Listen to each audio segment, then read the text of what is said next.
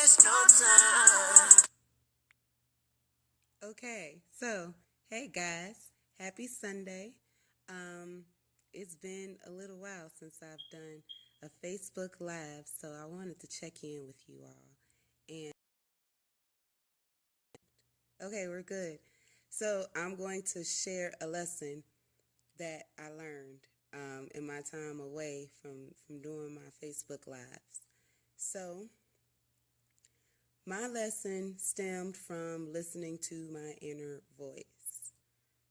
For the last 18 months that I've been dedicated to eating consciously, I have been able to connect with myself, which is like a really big deal to me because once upon a time I struggled regularly with depression and I was ashamed to talk about it because nobody talks about it. And, I have like all the bells and whistles and stuff as far as like what anybody should be depressed over, so I kind of felt ungrateful too.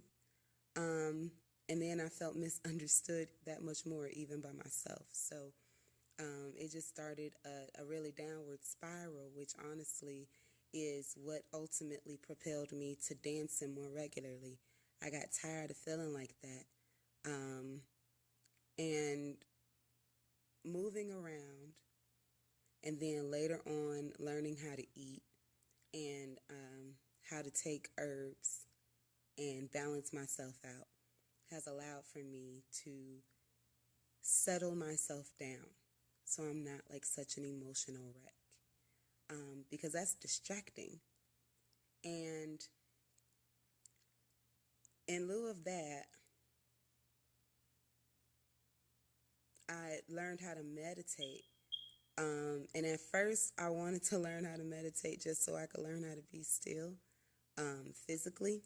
I didn't know the spiritual um, exchange of being still at that time. So I had a really hard time. I first started researching how to meditate like when I was a teenager, and I thought I understood that you had to be still and you had to quiet your mind. Well, I could sit there and I could be still, but I couldn't make my mind shut up. And I would sit there and be quiet for a really long time and, be still, but I could not get myself to zone out. I could not get myself to look as relaxed as the people looked who meditate all the time. So eventually, I stressed myself enough with life that I ended up finding my way through how to properly meditate. And I always share the technique with my clients. And it's because you need to be able to communicate with you. Like, regardless of what you're doing, if you're doing business or you're doing pleasure, it should all feel good. Nothing should stress us out.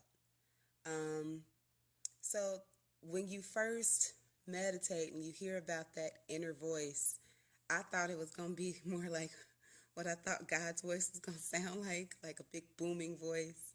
And it just sounded like my voice, like the conscious sound that I heard since little child. You do something that's ridiculous, and some part of you want to say from your head says, "What the hell are you doing? You finna get in trouble." And kind of weigh your options at that point to figure out, or at least I did. I weighed my options after I recognized that I was in the trouble land to figure out if it was worth it or not. But anyway, that little voice that kind of reminds you that something is off par is your inner voice. And we've always had it. So when we pay attention to meditating and really connecting with ourselves, is not to learn something we don't know how to do or bring about a part of ourselves that didn't exist already. It's acknowledging who you are and learning to love every part of it with no exceptions, no conditions. It's unconditional love. And if you cannot offer that to yourself, you can't offer it to the world. Now, I thought I loved myself, but I was really hard on myself.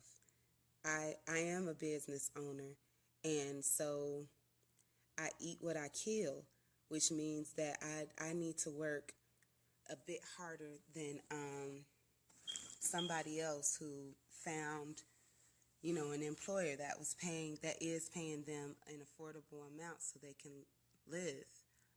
As a business owner, you have to figure that part out, not only for yourself, but if you desire a staff, you need to figure out how you're going to afford them. So you have to make sure that what you're doing makes cohesive sense. And to be a professional twerker, well, I can't necessarily say that right off the bat it made logical sense. It was definitely something that I was forced to do physically, like it was a force that wouldn't leave me alone. I couldn't get any peace. And I used to battle inside of myself in light of that, because I have enough education and experience to be a professional, but I couldn't get twerking off my mind. Like, that was, it seemed like a parody in my mind. So I used that eventually to get off my own back, stop being so harsh with myself, and learn a remedy for all of the things that were stressing me out. I got rid of the stress, but I was not able to recognize the power that I possess naturally, that we all possess naturally, until I was able to quiet my thoughts and listen to myself. I can't even say if it's the mind or spirit, soul. It's something deeper than this part right here. I'm familiar with this. It's on the outside. That it's deeper than that. So whatever that's called is what I'm talking about. And that would be what I categorize as a conscious tap in. You tap into that part of you that propels you to accomplish something, whether that something is, you know, something that only you get or not isn't the question. It is the question of if you are following that voice within you that leads you. Now, as a professional twerker, I can definitely say that my inside voice has always said, this is true and correct. Keep going. My outside self, which was exposed to a lot of people that I love dearly and that dearly love me, as my support system, but they weren't convinced that this was the most ideal situation to put myself in. It took a lot for me to stay the course and not only figure out how to make my family proud, but how to answer their concerns, because honestly, their concerns were my concerns too. Nobody knew about twerking, right? Thank you, Deacon, and happy belated birthday to you, man. I hope Vegas did you right. So, yeah, if you're... I forgot what I was saying now. I see all the love, and now I'm like lost in the love. It's so beautiful. So, yeah, just stay tapped in there. I was not listening to the outside voices, and for a little minute, the outside voices didn't exist. Everyone accepted that I was going in my own direction.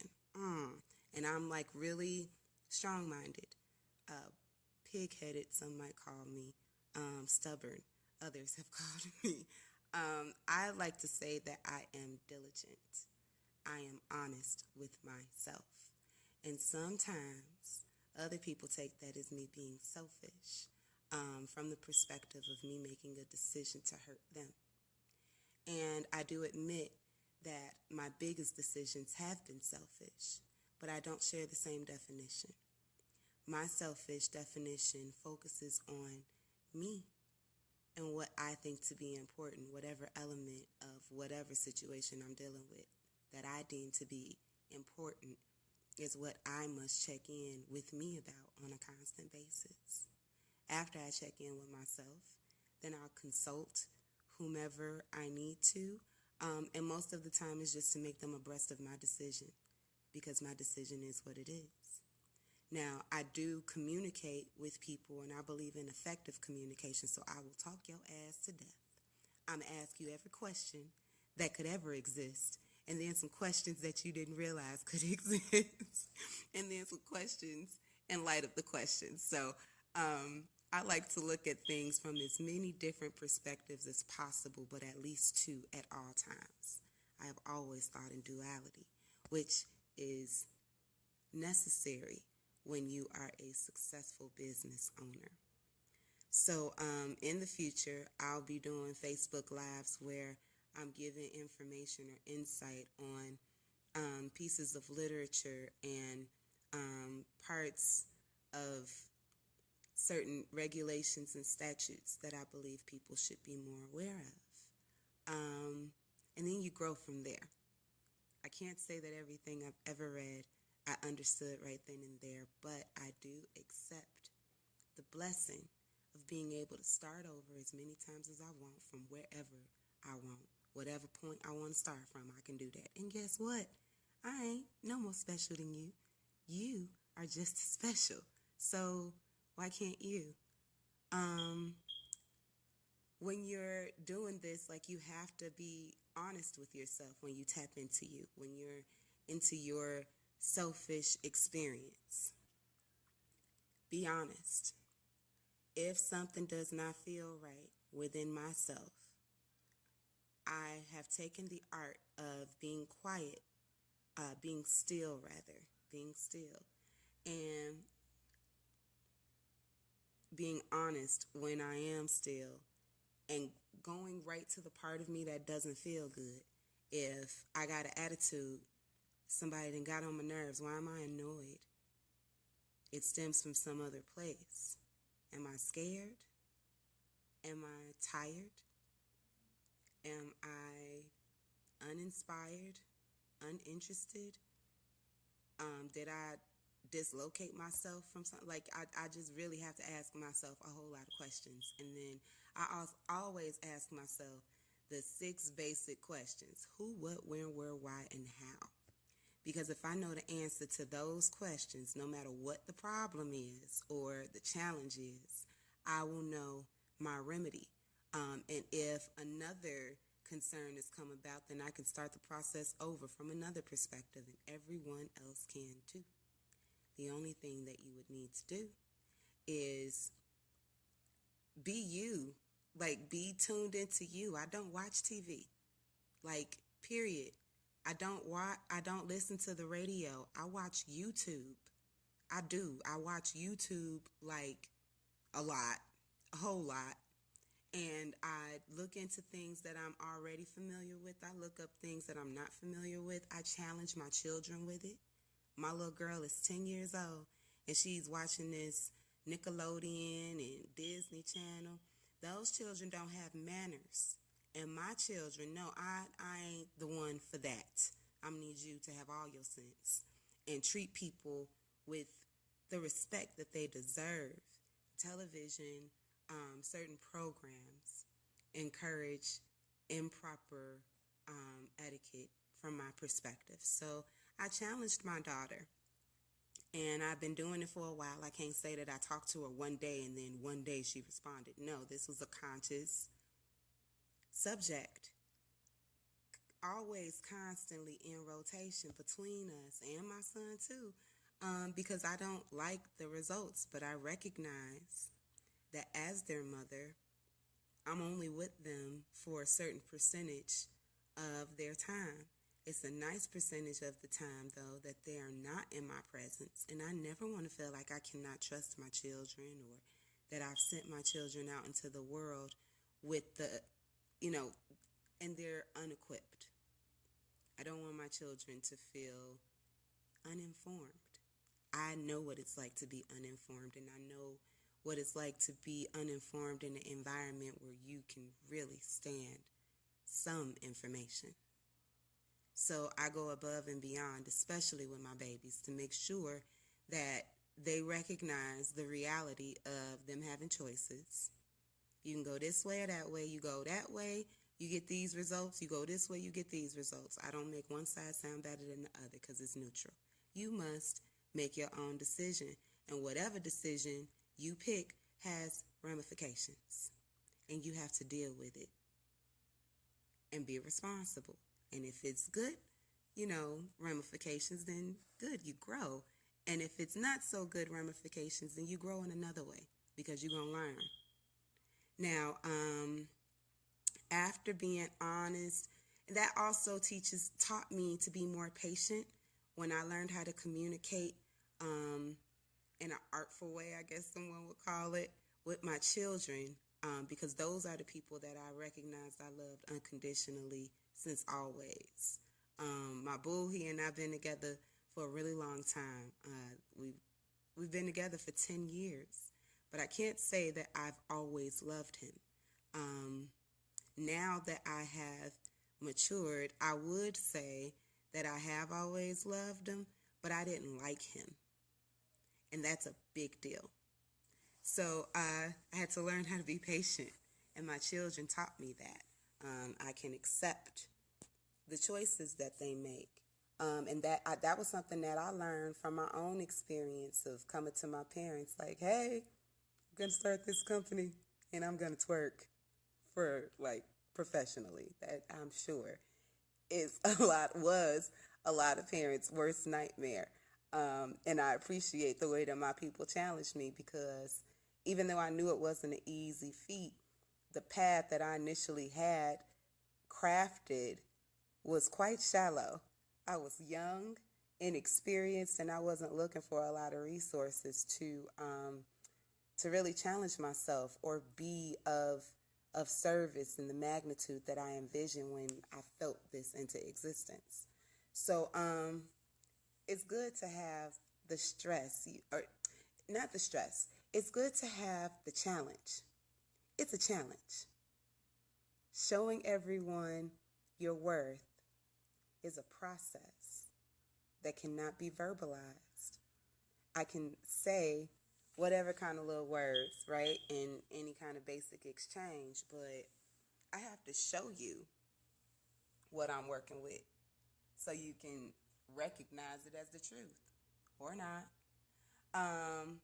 And then you want to also be consistent. One thing about my journey that people oftentimes bring up to me is the growth that they have experienced vicariously through me. Because this is a vision, a dream, a goal that I was creating since I got back to Vegas. That will be 4 years in September. So I'm 3 years and change into business ownership. And for a nice majority of that time, I've had real partnerships with some pretty respectable entities. So that established within myself that I'm worth it. I can dream big. I can dream a dream that only I see, because nobody saw my damn dream. Even the people that thought it was cool was like, okay, well, what you gonna do when this trend is over? It's not a trend to me. This is my culture. And I've decided to use a word that is currently trending and redefine it so that it always means something to someone if they are following me, because this is what it meant to me. It saved me from myself. It helped me to connect with myself. And I can never fully verbalize exactly what that means. And when you figure out a way to tap into that, like, you become addicted with living through that kind of lifestyle. It's all right. Everywhere you go, people just start smiling, babies included, maybe some elderly members of your community that you've passed by in one way or another. Maybe they're slumped over in their wheelchair, but they see you and they smile. Or coworkers, telling you about whatever they have going on. And because you are so bubbly and positive, they no longer complain. They tell you about positive stuff. So it might be, a bit more of a shallow type conversation, but the point is, it's positive. I can say that I have done those things and a few others, and it's all right. I am really committed to existing like this and showing people how I did it. Because I used to watch videos like what I'm making right now on YouTube, especially during the times that I was like my most lost. And I used to wonder, like, first of all, who paying these people? Because they got all these views. I didn't know a whole lot about YouTube at that time. Since then, I have studied, so I know a lot more. Um, but I wasn't buying it. I felt like if you're so connected with yourself, like, how can you tell me how I can get myself out of this? Like, I was real deep in my funk. So I was bold enough to go and find some kind of help. And then ornery enough to challenge it while watching it. So, what I've learned at this point is that even in moments of resistance within myself, I still follow through. That's where that line, fake it till you make it, actually is extremely effective. I can't tell y'all how many times I have taken a chance and did a presentation or had a meeting with someone that I deem to be as massive can get. Or going into someone's dance studio and sharing a format or like any of the stuff that I've created or I've accomplished. Man, in my mind, the thoughts that go racing in there for a very long time were not pleasant. Even though I made a lot of achievements, like in my mind, I was hard as hell on myself. I was clumsy because I was so busy in my mind with my thoughts that it was really hard for me to pay attention to everything around me. My shoulders were like more hunched and up like this. Like right now, I'm just sitting forward and kind of lazy, but my back is still straight. My shoulders are down, they are relaxed. This is something that I learned in ballet, which taught me how to connect with myself. Like I've been looking through old pictures and I'm finding a way to show you all what I'm trying to say. Because I see other people going through it too. It's nice to be connected with yourself. Found out I'm pretty all right. I think I'm pretty cool. And then the last element that I would advocate for is the intention of just enjoying whatever you're doing. I cannot say, I have said in this video so far the type of obstacles that I was faced with and how I dealt with them. And I did so privately. If you go to my fan pages, hello, my name is Angela, or the other one that's named Angela M. Mattox, I have all of the checks and points that all of the publications I was researching told me to have. I did everything that was urged on a small business owner for a new business. And that part is cool, but I was also recording myself the whole time. And I'll be sharing those videos. Because those were the videos, like when I did them, I was like, oh my gosh, I don't know why I just captured that moment like that. I'm scared. I don't know what I'm going to do with it. And I just told myself, all right, well, I'm not putting it out now. This doesn't feel good. And then I left it alone. And now these things are starting to resurface now. And I'm in another place in every facet of my existence. So I'm ready to put my hand out and enjoy every aspect of my journey. It's good to do that straight off the bat. It's something I had to learn. So I had to recognize at a period of time that I was doing it in the first place. Because if you don't recognize that you are being more critical with yourself, then how can you do anything about it? I recorded 2 really truthful videos that I'm kind of nervous about releasing, but I will when the time is right. And when I was recording these videos, the first one was like right before I had to have my hernias corrected. And what was challenging me was accepting the fact that I had to have a medical procedure where I would be sliced along my abdomen in two different areas, and I dance for a living. I exercise for a living. So that means that meant for that period of time, I would have to figure something out, and that was stressful. The reason that those hernias came to existence in the first place is because I was stressing so much, it was producing acid, and I created an ulcer in my gut. And I didn't know. And then I started being really, really active. I lifted up something that was way too heavy for me, and the hernia was, like, I guess activated. It was there already, but it was aggravated at that point. So my belly was distended by about 5 to 7 inches every day, especially at night. And I like to lay on my stomach, so I used to talk to myself before I could talk to God, because I've always had a great relationship with God, but in the times that I've been in the most pain in my life, I had to like coach myself for the strength to be able to communicate with God. So I told myself that I would have calm thoughts and relax and go to sleep. And when I woke up in the morning, if I was still feeling that same way, then I would go to the hospital.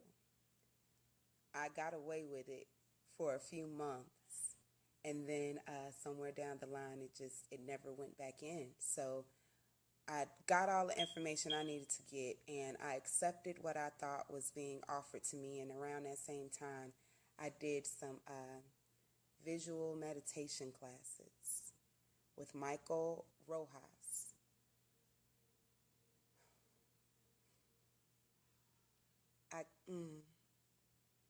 It was a big deal.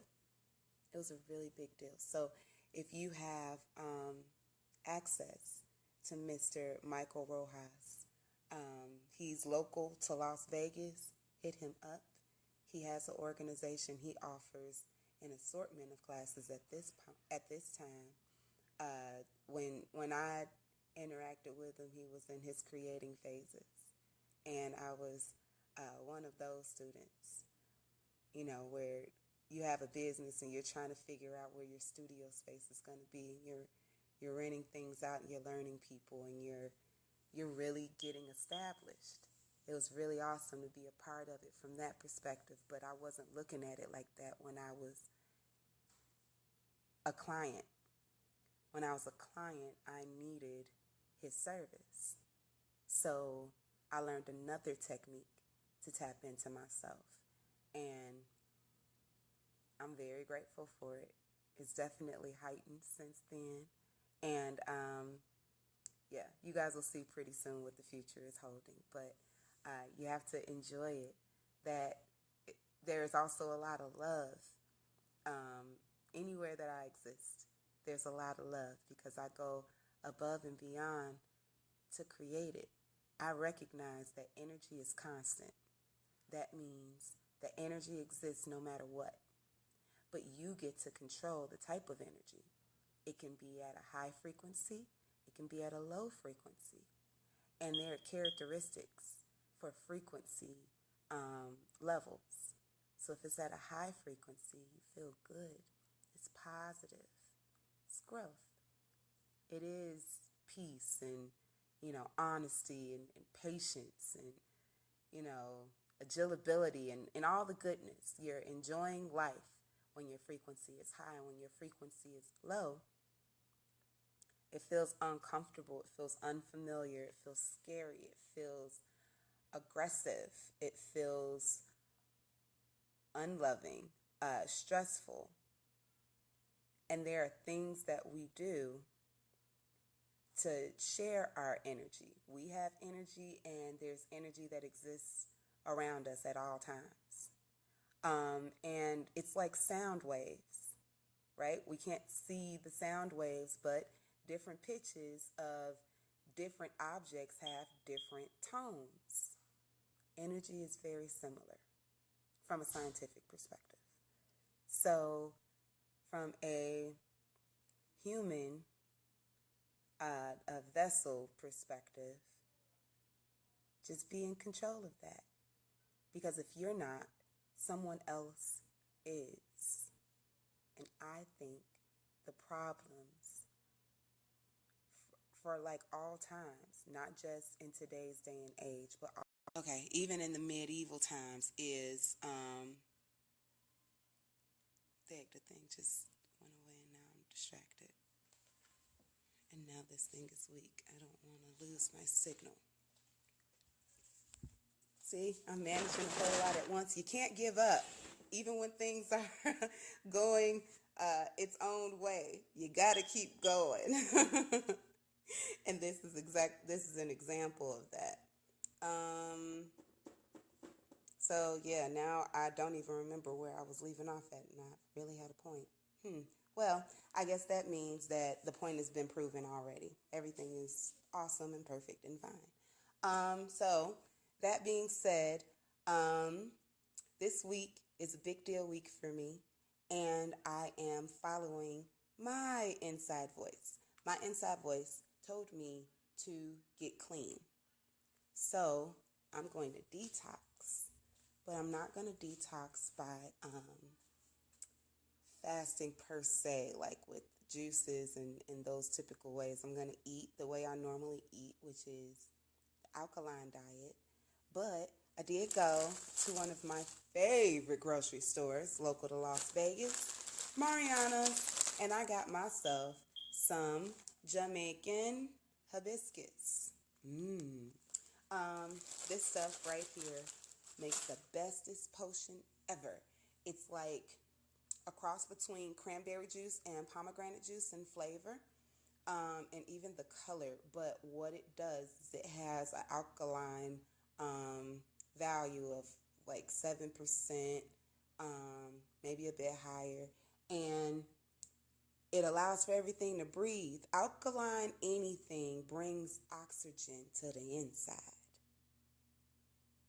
So it cleans everything out. Whatever is all crowded up and stressed out and in there and don't belong, whatever in there don't belong getting out. And the stuff that does belong in there and has some unwanted company, we're giving eviction notices too. I'll keep you all posted at what the process is going to be. And I got a whole lot of fruit and some vegetables too. So I'm doing some cooking and getting myself prepped for the week because I have so much stuff to do this week. But it's time to be responsible. So cutting stuff up. I'll show pictures of what I got later on and putting it in the refrigerator for easy use later on. I want to be able to grab and go. I don't have a lot of time to prep every day. So I'm going to put my work in on one day and go from there. And those are all my little messages to y'all. So thanks for your time. I appreciate it. Enjoy the love and light of existing. Okay? Peace.